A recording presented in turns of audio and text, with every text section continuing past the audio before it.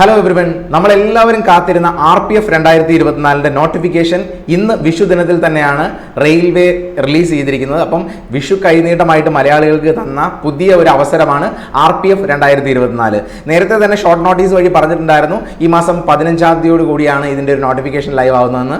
Correct 14-ാം തീയതി തന്നെ ഇതിൻ്റെ ഒരു ഒഫീഷ്യൽ നോട്ടിഫിക്കേഷൻ റെയിൽവേയുടെ ഭാഗത്തു നിന്നുണ്ടായി. അപ്പോൾ വളരെ സന്തോഷമുള്ള ദിവസമാണ്, പ്രത്യേകിച്ച് ഇന്ന് വിഷു ദിവസമാണ്. ഇന്ന് തന്നെ ഇങ്ങനെ ഒരു നോട്ടിഫിക്കേഷൻ വന്നതിൽ. അപ്പോൾ ഇതിൻ്റെ കംപ്ലീറ്റ് ആയിട്ടുള്ള ഡീറ്റെയിൽസ് നമുക്ക് ഈ വീഡിയോയിൽ നോക്കാം. RPF 2024 രണ്ട് നോട്ടിഫിക്കേഷൻ ആയിട്ടാണ് റിലീസ് ചെയ്തിട്ടുള്ളത്. പ്രത്യേകിച്ചും ഒന്ന് സബ് ഇൻസ്പെക്ടർ പോസ്റ്റും മറ്റൊന്ന് കോൺസ്റ്റബിൾ പോസ്റ്റും. അപ്പോൾ ഒരുപാട് പേർക്ക് വലിയൊരു അവസരമാണ്. പ്രത്യേകിച്ചും യൂണിഫോം പോസ്റ്റിൽ നിങ്ങൾക്ക് ജോലി നേടണമെന്ന് ആഗ്രഹിക്കുന്ന ആൾക്കാരാണെങ്കിൽ നിങ്ങൾക്കുള്ള ഏറ്റവും വലിയൊരു ഓപ്പർച്യൂണിറ്റി എന്ന് വേണം ഇപ്പോൾ കരുതാൻ. അപ്പോൾ ഇതിൻ്റെ ഒരു ഡീറ്റെയിൽസ് നമ്മൾ ഇന്നത്തെ വീഡിയോയിൽ നോക്കാൻ പോവുകയാണ്.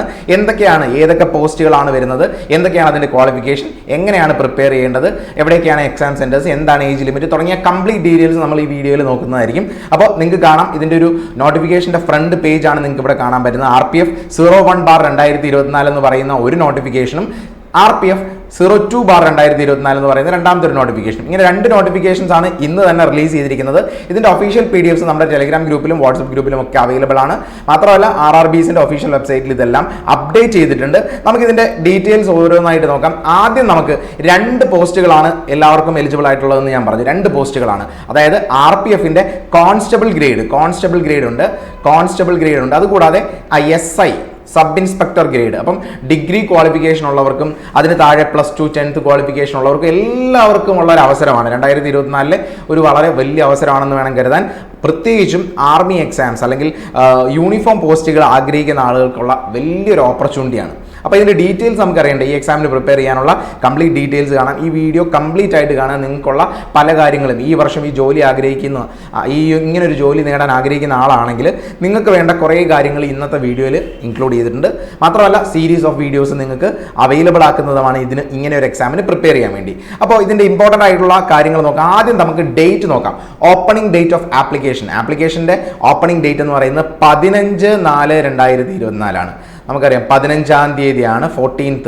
അവർ പറഞ്ഞ അതേ ഡേറ്റിൽ തന്നെ ഈ ഒരു നോട്ടിഫിക്കേഷൻ ലൈവ് ആയിട്ടുണ്ട്. ക്ലോസിംഗ് ഡേറ്റ് എന്ന് പറയുന്നത് 14/5 മെയ് 14 വരെ നിങ്ങൾക്ക് ഇതിന് അപ്ലൈ ചെയ്യാൻ പറ്റും. ലാസ്റ്റ് ഡേറ്റ് ഓഫ് ആപ്ലിക്കേഷൻ എന്ന് പറയുന്നത് മെയ് 14 ഇനിയും എന്തെങ്കിലും കറക്ഷൻസ് ഒക്കെ ഉണ്ടെങ്കിൽ നിങ്ങൾക്കത് മെയ് 15 മുതൽ 24 വരെയുള്ള ഡേറ്റ്സിൽ നിങ്ങൾക്ക് അതിൻ്റെ കറക്ഷൻസ് ഒക്കെ കംപ്ലീറ്റ് ചെയ്യാൻ പറ്റും. ഇനിയും ഇവിടെ പറയുന്ന കാര്യം ശ്രദ്ധിച്ചേ, ആപ്ലിക്കേഷൻസ് ഫീമെയിലിൻ്റെയും മെയിലിൻ്റെയും ആപ്ലിക്കേഷൻസ് വിളിച്ചിട്ടുണ്ട്. അപ്പം മെയിൽ കാൻഡിഡേറ്റ്സിനും ഫീമെയിൽസിനും ഉള്ള അവസരമാണ്. ഇനിയും എല്ലാം ഓൺലൈനിൽ തന്നെയാണ് ആപ്ലിക്കേഷൻ ഫില്ല് ചെയ്യേണ്ടതെന്നും പറയുന്നുണ്ട്. ആപ്ലിക്കേഷൻ ഫില്ല് ചെയ്യേണ്ടത് ഓൺലൈൻ മോഡിൽ തന്നെയാണ്. ഇനി എങ്ങനെയാണ്, എവിടെയാണ് അപ്ലൈ ചെയ്യേണ്ടതെന്നൊക്കെ സംശയം ഉണ്ടെങ്കിൽ ഈ വീഡിയോ നിങ്ങൾ കംപ്ലീറ്റ് ആയിട്ട് കാണാൻ ശ്രമിക്കുക. ഇനി ഒരു കാര്യം കൂടെ അതിന് മുമ്പ് ഞാൻ പറയട്ടെ.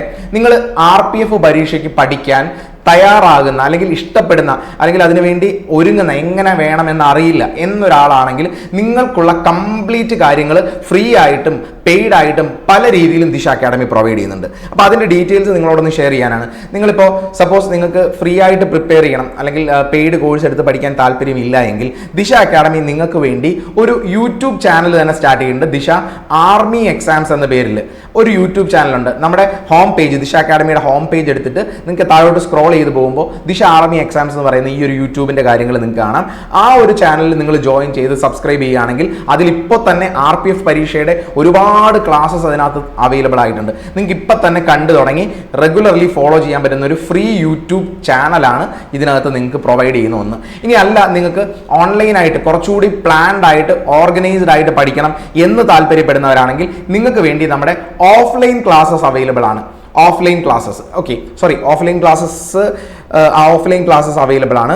അതായത് കൃത്യം പ്ലാനിൽ നിങ്ങൾക്ക് പ്രിപ്പയർ ചെയ്യണമെന്ന് താല്പര്യമുണ്ടെങ്കിൽ, അതായത് ഈ വർഷത്തെ RPFൻ്റെയും അതുപോലെ തന്നെ GD പരീക്ഷയുടെയും ഈ രണ്ട് പരീക്ഷകളും കോൺസെൻട്രേറ്റ് ചെയ്യുന്നവർക്ക് ഈ വർഷം തന്നെ ജോലി നേടണമെന്ന് ഉറപ്പിച്ചിരിക്കുന്നവർക്കാണ് ഇത് നിങ്ങളുടെ അവസാനത്തെ അവസരമാണ്, ഇനി ഒരു ചാൻസ് എടുക്കാനില്ല എന്നാണെങ്കിൽ നിങ്ങൾ ദിശ അക്കാഡമിയുടെ ഓഫ്ലൈൻ സെൻറ്റേഴ്സിൽ ജോയിൻ ചെയ്തോളുക. പുതിയ ബാച്ച് ഏപ്രിൽ 17 ഈ വരുന്ന ബുധനാഴ്ച സ്റ്റാർട്ട് ചെയ്യുന്നുണ്ട്. അത് ക്ലിയർലി നിങ്ങളെ ഫോക്കസ് ചെയ്ത് നിങ്ങളെ ഒരു ഗൈഡൻസിൽ തന്നെ കൊണ്ടുപോയി നമ്മുടെ മെൻറ്റേഴ്സും ഫാക്കൽറ്റീസും എല്ലാം പ്രസൻ്റ് ആയി അങ്ങനെ ഒരു ഗവൺമെന്റിൽ തന്നെ പഠിക്കാൻ നിങ്ങൾക്ക് ഹെൽപ്പ് ചെയ്യുന്ന ഒരു കാര്യമായിരിക്കും ഓഫ്ലൈൻ കോഴ്സസ് എന്ന് പറയുന്നത്. അത് നമുക്ക് 4 സെന്റേഴ്സാണ് ഉള്ളത്. ട്രിവാൻഡ്രം, കൊട്ടാരക്കര, കാലിക്കറ്റ്, കൊല്ലം 4 സെന്റേഴ്സിലും പുതിയ ബാച്ച് ഏപ്രിൽ 17 സ്റ്റാർട്ട് ചെയ്യുന്നുണ്ട്. താല്പര്യമുള്ളവർ അതിൽ അഡ്മിഷൻ എടുത്തോളൂ. ഇനി അങ്ങനല്ല, ഓഫ്ലൈൻ സെന്ററിൽ വന്ന് പഠിക്കാൻ അതിനു വേണ്ടിയുള്ള ടൈം ഇല്ല, നിങ്ങൾ വേറെ പല ആക്ടിവിറ്റീസിൽ ഇൻവോൾവ് ആണ് എന്നുള്ളവർക്കും പഠിക്കാനുള്ള സമയമുണ്ട്. നിങ്ങൾ വർക്ക് ചെയ്യുന്നവരാണെങ്കിലും നിങ്ങൾക്ക് ഓൺലൈൻ ബാച്ച് അവൈലബിൾ ആണ്. കറന്റ് നമ്മുടെ RPFന്റെ ഓൺലൈൻ ബാച്ച് കറന്റ് സ്റ്റാർട്ട് ചെയ്തിട്ടുണ്ട്, ജസ്റ്റ് സ്റ്റാർട്ടഡ് ആണ്. അതിലേക്കുള്ള അഡ്മിഷൻസ് ഓപ്പൺ ആണ്.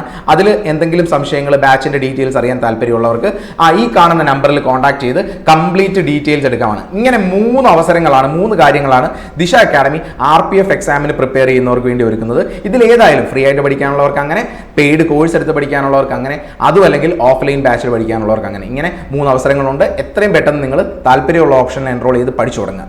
ഇനി ഇതിന്റെ ഡീറ്റെയിൽസ്, നമ്മൾ കോൺസ്റ്റബിൾ ഗ്രേഡിന്റെ ഡീറ്റെയിൽസ് ആണ് ആദ്യം നോക്കുന്നത്. അതിനുശേഷം നമുക്ക് SI എക്സാംസിന്റെ കാര്യങ്ങൾ നോക്കാം. അപ്പൊ കോൺസ്റ്റബിൾ ഗ്രേഡ് RPFൽ കോൺസ്റ്റബിൾ ഗ്രേഡ് വരുന്നത് ലെവൽ 3ലാണ് വരുന്നത്.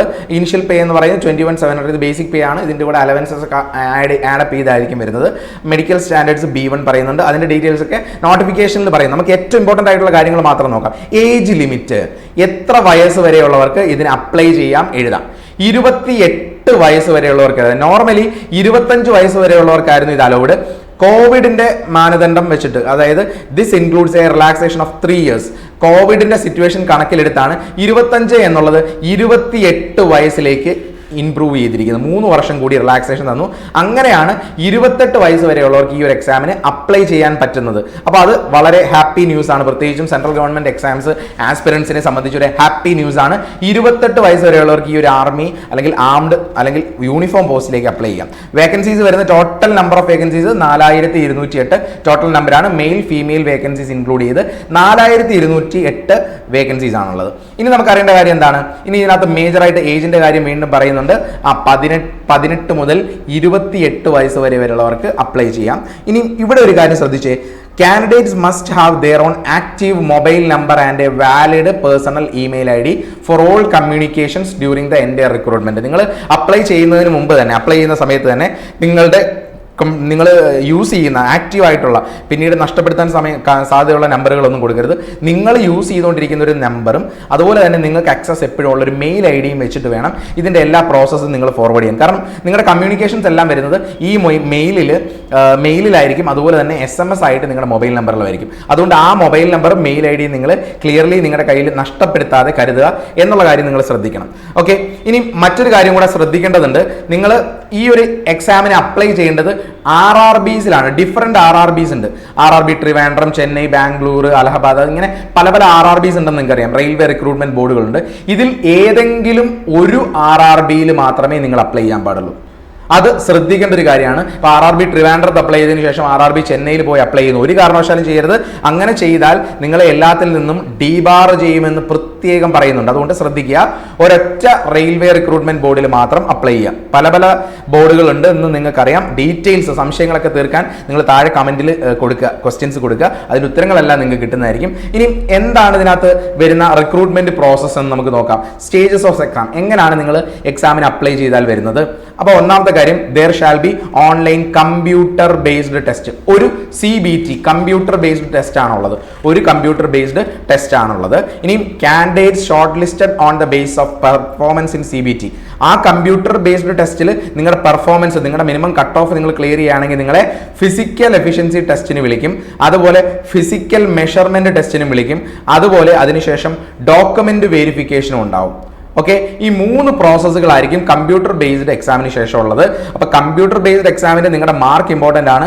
അതിൻ്റെ മാർക്ക് നിങ്ങൾ മാക്സിമം മാർക്ക് മേടിക്കുകയും ഫിസിക്കൽ എഫിഷ്യൻസി ടെസ്റ്റും ഫിസിക്കൽ മെഷർമെന്റ് ടെസ്റ്റും ഇത് രണ്ടും പാസ് ആവുകയും ചെയ്യുകയും ഫൈനലി ഡോക്യുമെന്റ് വെരിഫിക്കേഷൻ പ്രോബ്ലം ഒന്നുമില്ല എന്ന് വരികയും ചെയ്യുകയാണെങ്കിലാണ് നിങ്ങളെ ജോലിക്ക് വേണ്ടി കൺസിഡർ ചെയ്യുന്നത്. അപ്പോൾ ഇതാണ് ഇതിൻ്റെ റിക്രൂട്ട്മെന്റ് പ്രോസസ്സ് എന്ന് പറയുന്നത്. അപ്പോൾ ഇതിൻ്റെ ഡീറ്റെയിൽസ് ആണ് ഇതിനകത്ത് കൊടുത്തിരിക്കുന്നത്. അപ്പോൾ നമുക്ക് ഇതിൻ്റെ ഡീറ്റെയിൽസ്, ഒരുപാട് ഡീറ്റെയിൽസിലോട്ടൊന്നും ഇപ്പോൾ പോകണ്ട. ഏറ്റവും ഇമ്പോർട്ടൻ്റ് ആയിട്ടുള്ള കാര്യം മാത്രം അറിയാം. നെഗറ്റീവ് മാർക്കിംഗ് ഉണ്ടോ ഈ പരീക്ഷയ്ക്കുണ്ട്? നെഗറ്റീവ് മാർക്കിംഗ് 1/3 ആണ്. ഒരു ചോദ്യം തെറ്റുകയാണെങ്കിൽ 1/3 നെഗറ്റീവ് മാർക്കിംഗ് ഉണ്ട്. നമുക്ക് ഇതിന്റെ എക്സാമിന്റെ ഡീറ്റെയിൽസ്, CBTയുടെ ഡീറ്റെയിൽസ് ഒക്കെ നമുക്ക് നോക്കാം. അതിനു മുമ്പ് വളരെ പെട്ടെന്ന് ബാക്കിയുള്ള കാര്യം എന്താണ് എഡ്യൂക്കേഷണൽ ക്വാളിഫിക്കേഷൻ. ഈ ഒരു എക്സാമിന് നിങ്ങൾക്ക് RPF കോൺസ്റ്റബിൾ ആയിട്ട് പരീക്ഷ എഴുതണം, നിങ്ങൾക്ക് ജോലി വേണമെങ്കിൽ നിങ്ങളുടെ ക്വാളിഫിക്കേഷൻ എന്താണെന്ന് ഇവിടെ പറയുന്നുണ്ട്. ക്വാളിഫിക്കേഷൻ പറയുന്നത് ഇതാണ്. കോൺസ്റ്റബിളിന്റെ ആണെങ്കിൽ ആ പേ ലെവൽ അനുസരിച്ചിട്ട് നിങ്ങൾക്ക് വരുന്നത് 10th പാസ് ഓർ ഇക്വാലന്റ്, 10ാം ക്ലാസ് ബേസിക് ക്വാളിഫിക്കേഷൻ ഉള്ളവർക്കെല്ലാം ഈ ഒരു എക്സാമിന് അപ്ലൈ ചെയ്യുകയും ജോലി മേടിക്കുകയും ചെയ്യാം. ഇനി ഒരു കാര്യം കൂടെ പറയുന്നത് ശ്രദ്ധിച്ചേ, those awaiting result of their final examination of the prescribed education qualification should not apply. അതായത് 10ാം ക്ലാസ് എഴുതി നിൽക്കുന്നവർക്ക് ഇത് അപ്ലൈ ചെയ്യാൻ പറ്റില്ല, പാസ്സായി കഴിഞ്ഞവർക്ക് മാത്രമേ ഇത് അപ്ലൈ ചെയ്യാൻ പറ്റൂ എന്നാണ് പറയുന്നത് ബേസിക് ക്വാളിഫിക്കേഷൻ അനുസരിച്ചിട്ട്. അപ്പോൾ എഡ്യൂക്കേഷൻ ക്വാളിഫിക്കേഷൻ നമ്മൾ നോക്കി. ഇനി എക്സാം അപ്ലൈ ചെയ്യാൻ ഫീസ് ഉണ്ടോ? ഉണ്ട്, ഫീസ് ഉണ്ട്. അതായത് എന്താണ് ഫീസ്? 500 രൂപയാണ് ഫീസ്. കാൻഡിഡേറ്റ്സിന് 500 രൂപ ഫീസ് ഉണ്ട്. ആ 500 രൂപ ഫീസ് നിങ്ങൾ പരീക്ഷ എഴുതി കഴിഞ്ഞാൽ 400 രൂപയും നിങ്ങൾക്ക് റീഫണ്ട് ചെയ്ത് തരും. പരീക്ഷ എഴുതി കഴിഞ്ഞതിന് ശേഷം 500 രൂപ കൊടുത്ത് നിങ്ങൾ അപ്ലൈ ചെയ്യുന്നു, എക്സാം കൃത്യമായിട്ട് നിങ്ങൾ അപ്പിയർ ചെയ്ത് കഴിഞ്ഞാൽ 400 രൂപ തിരിച്ചു കിട്ടും. ഇതാണ് ആ ഫീസുമായിട്ട് ബന്ധപ്പെട്ട കാര്യം. ഇനി ഇവിടെ ഒരു കാര്യമുണ്ട്, SC STക്കും എക്സ് സർവീസ് മെന്നും ഫീമെയിൽസിനും മൈനോറിറ്റീസിനും എക്കണോമിക്കലി ബാക്ക്വേർഡ് ക്ലാസസിനും അവർക്ക് 250 രൂപയാണ് ഫീസ് വരുന്നത്. അവരെ സംബന്ധിച്ച് 250 രൂപ റീഫണ്ട് ചെയ്യും ഇതിനെല്ലാം ശേഷം. ബാങ്കിന്റെ ചാർജ് കഴിഞ്ഞിട്ട് ബാക്കി എല്ലാ പ്രോസസ്സും കഴിഞ്ഞ് എക്സാം അപ്പിയർ ചെയ്ത് കഴിഞ്ഞാൽ 250 രൂപ നിങ്ങൾക്ക് റീഫണ്ട് ചെയ്യും. ഇതാണ് എക്സാമിനേഷൻ ഫീയുടെ കാര്യം. ഇനി റിക്രൂട്ട്മെന്റ് പ്രോസസ് എങ്ങനെയാണെന്ന് നോക്കാം. റിക്രൂട്ട്മെന്റ് പ്രോസസ് നമ്മളിപ്പോൾ എല്ലാം കോൺസ്റ്റബിൾ ഗ്രേഡിന്റെ കാര്യമാണ് പറയുന്നത്. ഇതിന് സമാനമായിട്ട് തന്നെയാണ് SIയുടെ വരുന്നത്. അപ്പോൾ റിക്രൂട്ട്മെന്റ് പ്രോസസ് ആദ്യം വരുന്നത് കമ്പ്യൂട്ടർ ബേസ്ഡ് എക്സാം. ഞാൻ പറയുന്നു നമ്മുടെ റെയിൽവേ എക്സാംസിന്റെ അതേ മാതൃകയിൽ വരുന്ന കമ്പ്യൂട്ടർ ബേസ്ഡ് എക്സാം ഉണ്ട്. അത് കഴിഞ്ഞിട്ട് നിങ്ങൾക്ക് minimum mark cut off clear ചെയ്യുകയാണെങ്കിൽ നിങ്ങൾക്ക് ഫിസിക്കൽ എഫിഷ്യൻസി ടെസ്റ്റിനും ഫിസിക്കൽ മെഷർമെന്റ് ടെസ്റ്റും ഉണ്ടായിരിക്കും. ഇത് രണ്ടും നിങ്ങൾ ഓക്കെ ആണെങ്കിൽ പിന്നീട് നിങ്ങൾക്ക് ഡോക്യുമെന്റ് വെരിഫിക്കേഷൻ ഉണ്ടാവും. ഇത് മൂന്നുമാണ് ഇതിന്റെ റിക്രൂട്ട്മെന്റ് പ്രോസസ് എന്ന് പറയുന്നത്. ഇതാണ് ഇതിന്റെ ബേസിക് ആയിട്ട് നിങ്ങൾക്ക് ജോലി കിട്ടാൻ ഈ ഒരു ഡോക്യുമെന്റ് വെരിഫിക്കേഷൻ കഴിഞ്ഞതിന് ശേഷം നിങ്ങളുടെ ഫൈനൽ മെറിറ്റ് ലിസ്റ്റ് പ്രിപ്പയർ ചെയ്തിടും. ആ മെറിറ്റ് ലിസ്റ്റിനനുസരിച്ചിട്ടായിരിക്കും നിങ്ങളെ ജോലിക്ക് വിളിക്കുന്നത്. ഇതാണ് നിങ്ങളുടെ ഫൈനൽ റിക്രൂട്ട്മെന്റ് പ്രോസസ് എന്ന് പറയുന്നത്. ഇനി കമ്പ്യൂട്ടർ ബേസ്ഡ് എക്സാം എങ്ങനെയാണെന്ന് നോക്കാം. 10ാം ക്ലാസ് നിലവാരത്തിലുള്ള പരീക്ഷയാണ് നടത്തുന്നത് നമുക്കറിയാം. ഇതിന്റെ പാറ്റേണും സിലബസും നമുക്ക് നോക്കാം. Duration 90 minute. ചോദ്യങ്ങൾ 90 മിനിറ്റിൽ 120 ചോദ്യങ്ങളാണ് നിങ്ങൾക്കുള്ളത്. ടോട്ടൽ 120 ക്വസ്റ്റ്യൻസ് ഉണ്ട്.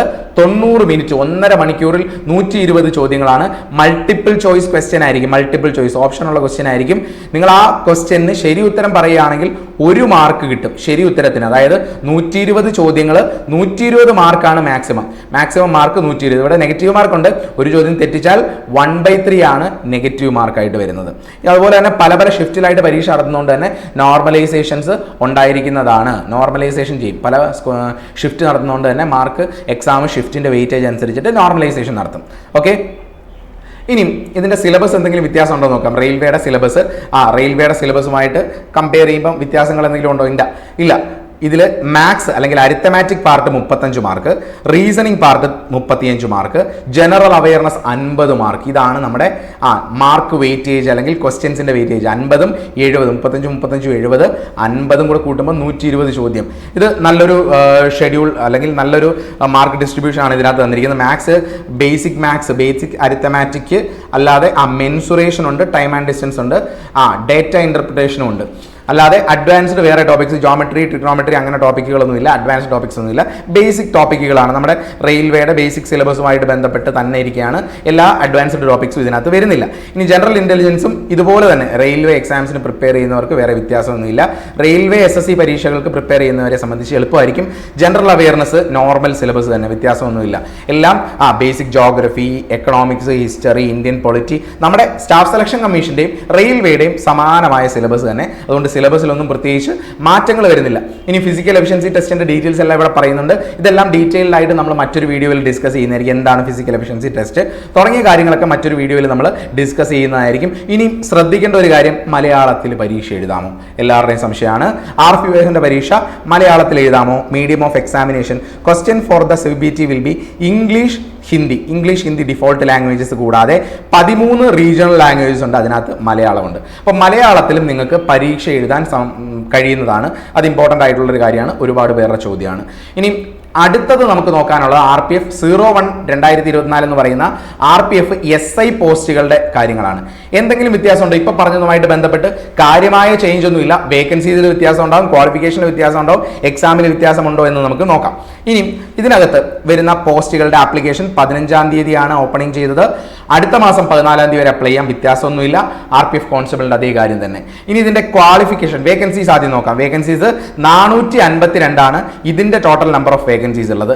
അതേസമയം ഏജ് ലിമിറ്റും വ്യത്യാസമൊന്നുമില്ല. 20 to 28 28 വരെ 28 വരെ തന്നെ 28 വയസ്സ് വരെയുള്ളവർക്ക് ഇതിന് അപ്ലൈ ചെയ്യാം. ഇതും കൊറോണയുടെ സാഹചര്യം കൺസിഡർ ചെയ്തിട്ട് ഏജ് റിലാക്സേഷൻ തന്നിരിക്കുന്ന 28 വയസ്സ് വരെ തന്നെയാണുള്ളത്.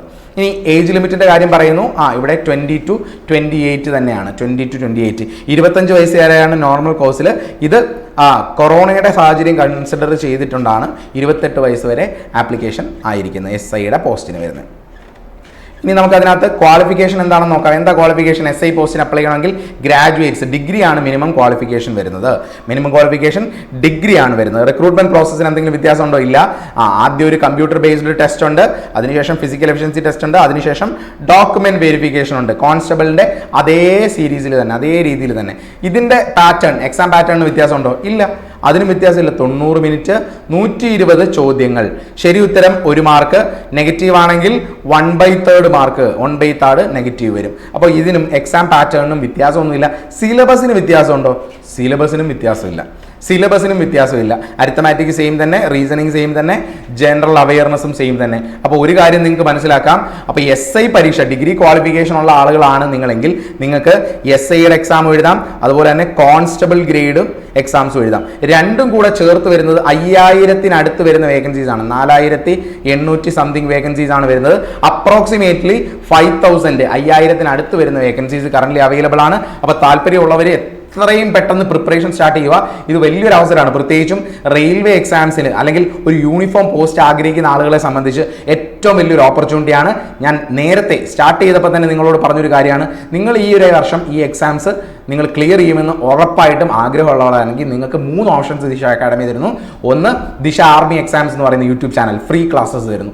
2, ഓൺലൈൻ കോഴ്സ്, ദിശ അക്കാഡമിയുടെ ഓൺലൈൻ കോഴ്സ് RPFന്റെ സ്പെസിഫിക് ആയിട്ടുള്ള, നിങ്ങൾക്കറിയാം, നിങ്ങൾ ചെക്ക് ചെയ്ത് മാത്രം മനസ്സിലാക്കുക. ദിശ അക്കാഡമി പ്രത്യേകിച്ചും പല കാര്യങ്ങളും വലിയ അഡ്വർടൈസ്മെൻറ്റോട് കൂടിയൊന്നും ചെയ്യാറില്ല, അല്ലെങ്കിൽ പ്രത്യേകിച്ചും ചെയ്യുന്നത് നമ്മുടെ യൂട്യൂബ് ചാനൽ വഴി നമ്മുടെ സ്റ്റുഡൻസിനെ അറിയിക്കുക തന്നെ ചെയ്യുന്നത്. അതിന് കാരണം എന്താണെന്ന് വെച്ചാൽ ഈ കോഴ്സുകൾ വാങ്ങിയ ആൾക്കാർ തന്നെയാണ് നമ്മുടെ അഡ്വർടൈസ്മെന്റ് എന്ന് പറയുന്നത്. അവർ തന്നെയാണ് മാക്സിമം ക്ലാസ്സസ് എടുക്കുന്നതും മാക്സിമം പ്രൊമോട്ട് ചെയ്യുന്നതും. അപ്പോൾ നിങ്ങൾ ഈ കോഴ്സ് എടുത്ത് നോക്കുമ്പോൾ തന്നെ മനസ്സിലാവും, കേരളത്തിൽ കിട്ടാവുന്നതിൽ വെച്ച് അല്ലെങ്കിൽ ഇന്ത്യയിൽ തന്നെ നിങ്ങൾക്ക് അവൈലബിൾ ആകുന്നതിൽ വെച്ച് ഏറ്റവും ക്വാളിറ്റി ക്ലാസ്സുകളാണ് നിങ്ങൾക്ക് പ്രൊവൈഡ് ചെയ്യുന്നത്. അത് ഒരിക്കലും നിങ്ങൾ ഈ കോഴ്സിൽ ജോയിൻ ചെയ്താൽ നിങ്ങൾക്ക് അതിലൊരു റിഗ്രറ്റ് ഉണ്ടാവില്ല. അത് നിങ്ങൾക്ക് കോഴ്സ് എടുത്തവരോട് തന്നെ ചോദിച്ച് മനസ്സിലാക്കാവുന്നതാണ്. ഓൺലൈൻ കോഴ്സുകളാണെങ്കിലും അല്ലെങ്കിൽ ഓഫ്ലൈൻ കോഴ്സുകൾ നിങ്ങൾക്ക് പഠിക്കാം. ഓഫ്ലൈൻ കോഴ്സ് പ്രത്യേകിച്ചും April 17 സ്റ്റാർട്ട് ചെയ്യുന്നുണ്ട്. ഇപ്പോൾ പഠിച്ചു തുടങ്ങിയാൽ നിങ്ങൾക്ക് ഈ വർഷം ജോലി നേടാനാകും. അപ്പം നിങ്ങൾ ഏത് മാർഗം, നിങ്ങൾ ഓഫ്ലൈനിൽ വന്ന് പഠിക്കണമെന്നോ ഓൺലൈൻ കോഴ്സ് എടുത്ത് പഠിക്കണമെന്നോ ഒന്നും പറയുന്നില്ല. പ്രത്യേകിച്ചും ഫ്രീ ആയിട്ടുള്ള ക്ലാസ്സസ് തന്നെ പഠിക്കാനാണ് ആഗ്രഹമെങ്കിൽ അങ്ങനെയാണെങ്കിലും നിങ്ങളുടെ പ്രിപ്പറേഷൻസ് എത്രയും പെട്ടെന്ന് സ്റ്റാർട്ട് ചെയ്തോളാം. അപ്പോൾ ഈ ഒരു ഇൻഫോർമേഷൻ എല്ലാവർക്കും യൂസ്ഫുൾ ആയെന്ന് കരുതുന്നു. മറ്റ് ഇൻഫോർമേഷൻ നിങ്ങൾ അറിഞ്ഞിരിക്കേണ്ട, അപ്ലൈ ചെയ്യുമ്പോൾ അറിഞ്ഞിരിക്കേണ്ട മറ്റ് ഇൻഫോർമേഷൻ വെച്ച് മറ്റൊരു വീഡിയോ ഉടനെ തന്നെ നമ്മുടെ യൂട്യൂബ് ചാനലിൽ വരുന്നതാണ്. അപ്പോൾ എല്ലാവർക്കും ഓൾ ദി ബെസ്റ്റ്.